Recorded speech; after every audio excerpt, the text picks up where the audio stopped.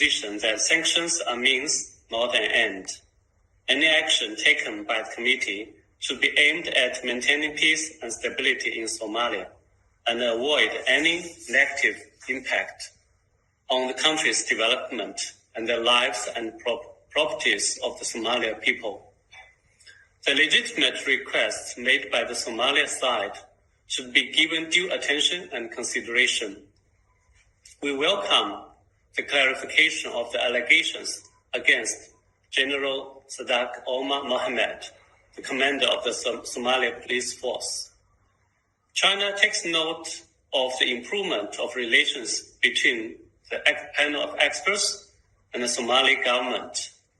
We call on the panel to continue to maintain good relations with the Somali government and encourage both sides to enhance mutual trust and keep coordination and cooperation.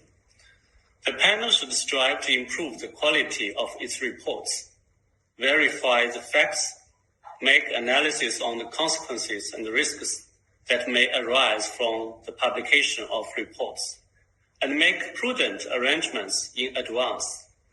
We are concerned over the recurrent leakage of the panel's reports, which has negative impact on the parties concerned.